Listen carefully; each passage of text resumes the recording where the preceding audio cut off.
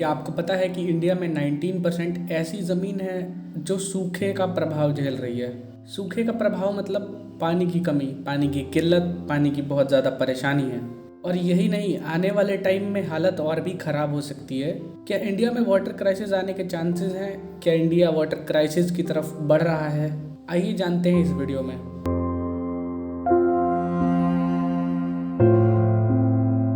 देखिए, भारत में पानी की समस्या कोई नई नहीं है, लेकिन समस्या की बात यह है कि हालत पहले से भी ज़्यादा खराब हो रही है। और अगर इस समस्या पर ध्यान नहीं दिया गया या प्रॉपरली इसका सलूशन नहीं ढूंढा गया तो ये हालत बद से बदतर हो सकती है। डाउन टू अर्थ की एक रिपोर्ट के अनुसार 19% ऐसे इलाके हैं इंडिया में जो सूखे का प्रभाव झेल रहे हैं या सूखे जैसा हो रहा है।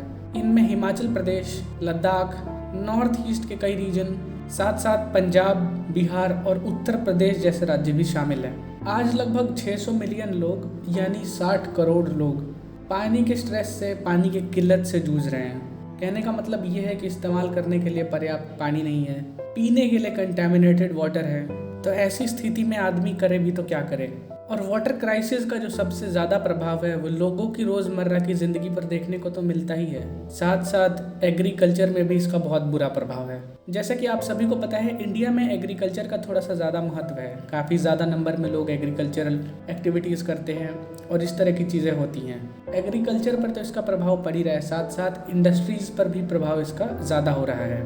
और वहीं देखने वाली बात है, कंटेमिनेशन और पोल्यूशन भी किसके द्वारा हो रहा है? केमिकल इंडस्ट्रीज़ के द्वारा।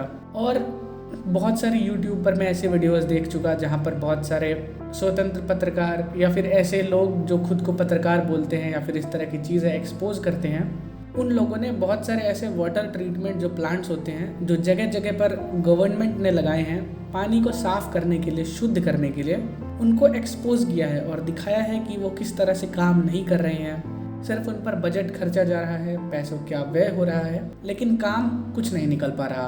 और ऐसा मैं नहीं बोलता हूँ, ऐसा यूट्यूब पर तमाम तरह की वीडियोस बोलती हैं। आप ऐसे वीडियोस देख भी सकते हैं। और वाटर क्राइसिस का भविष्य में जो मेन रीज़न बनने वाले हैं, जो अभी भी हैं पर कम स्केल पर है, जैसे कि अपना पॉपुलेशन बहुत ज़्यादा बढ़ रहा है, तो सबसे पहले तो पॉपुलेशन कंट्रोल।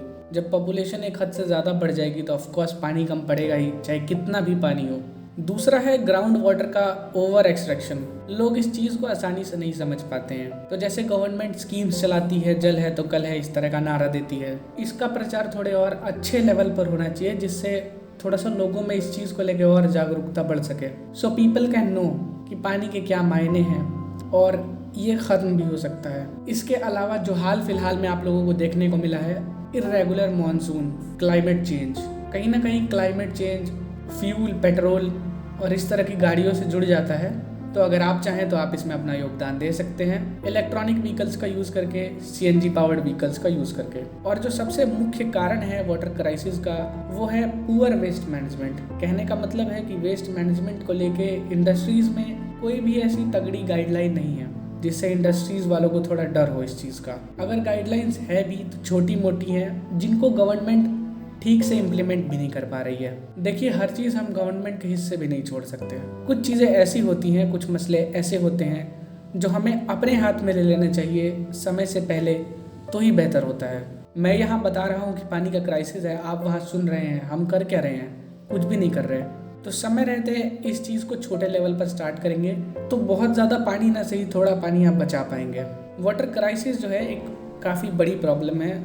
जितना ये बोलने में आसान लगता है उससे कहीं ज़्यादा जटिल समस्या है। ये डिफ़िकल्ट प्रॉब्लम है, सॉल्व करने के लिए सलूशन भी है, पर इम्प्लीमेंट करने के लिए ना गवर्नमेंट तैयार है, ना हम उस रूल को मानते हैं, ना हम ऐसी चीज़ को फॉलो करने के लिए तैयार हैं। इससे नुकसान भी किसका होगा, पानी भी किसका जाएगा। यूँ समझिए कि हम सेल्फ हार्म ही कर रहे हैं अगर इस तरह की चीज़ों को सहयोग नहीं दे रहे हैं। सोशल इम्पैक्ट वाटर क्राइसिस का बहुत ज़्यादा है, आपकी सोच से भी परे। हो सकता है आप इस वीडियो को कहीं शहर में बैठकर, अपने फ्लैट में बैठकर देख रहे हैं, लेकिन मैं आपसे कहना चाहता हूँ कि बहुत सारे नंबर ऑफ विलेजेस ऐसे हैं, ऐसे गांव हैं जहाँ पीने के पानी की सहूलियत नहीं है। नहाना धोना छोड़िए, पीने का पानी और ड्रिंकिंग वाटर का जो कंटेमिनेशन होता है वो सीधा हेल्थ प्रॉब्लम्स को लीड करता है। ऐसी प्रॉब्लम्स जिनका इलाज करते करते आदमी मर जाए।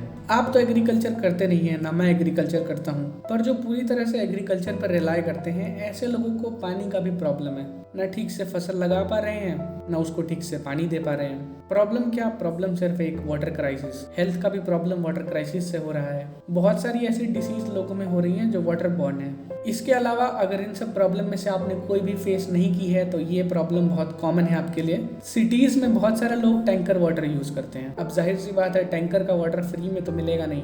हाई बिल्स कॉमन होते जा रहे हैं। देखिए, ये तो हो गई समस्या। अब हम बात कर लेते हैं कि ऐसी समस्या को सुलझा कैसे सकते हैं, ऐसी प्रॉब्लम को कैसे टैकल कर सकते हैं। गवर्नमेंट लेवल पर नहीं, बेसिक लेवल पर। सबसे पहले रेन वाटर हार्वेस्टिंग कर सकते हैं। कहने का मतलब है जो बारिश का पानी है उसे बचा सकते हैं, स्टोर कर सकते हैं। वाटर पिट अगर आपके पास कोई खाली ज़मीन है वहाँ बनवा सकते हैं। रेन वाटर सीधा ग्राउंड में चला जाएगा। उससे क्या होगा, आपके आसपास की जो ज़मीन है उसका वाटर लेवल जो है ग्राउंड में वो थोड़ा सा बढ़ जाएगा।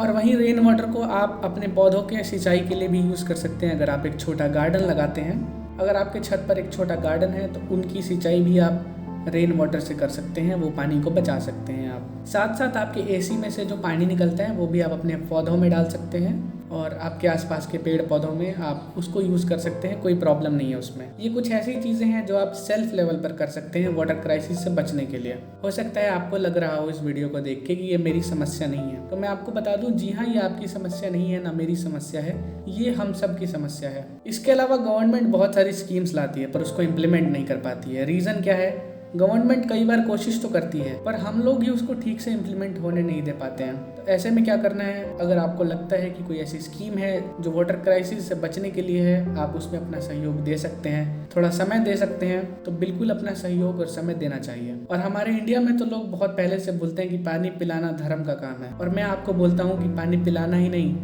पानी बचाना भी धर्म का काम है। पानी बचाइए अपने लिए और अपनों के लिए। और दोस्तों, मेरी तरह अगर आप भी मानते हैं कि ये एक सीरियस इशू है तो इस वीडियो को अपने उन दोस्तों को शेयर कीजिए जिन्हें ये जानना बहुत ज़रूरी है कि कैसे पानी को बचाया जाए और पानी बचाना क्यों ज़रूरी है। अब तक आप देख रहे थे कौशिक दूत, और वही रोज़ की तरह आखिरी सवाल कि मैं अब आपसे कब मिलूंगा। मैं आपसे मिलूंगा तब जब आपको मेरी सबसे ज़्यादा ज़रूरत होगी। मैं आपको मिलूंगा तब जब आप YouTube पर मुझे ढूंढेंगे, और मैं आपको मिलूंगा तब जब कोई ऐसी बात होगी जिस पर आपका और मेरा बात करना ज़रूरी होगा। और इस वीडियो को देखने के लिए आपका बहुत बहुत धन्यवाद। अगर आप इसी तरह के एजुकेशनल कंटेंट को सपोर्ट करते हैं तो चैनल को सब्सक्राइब करना बिल्कुल ना भूलें। धन्यवाद।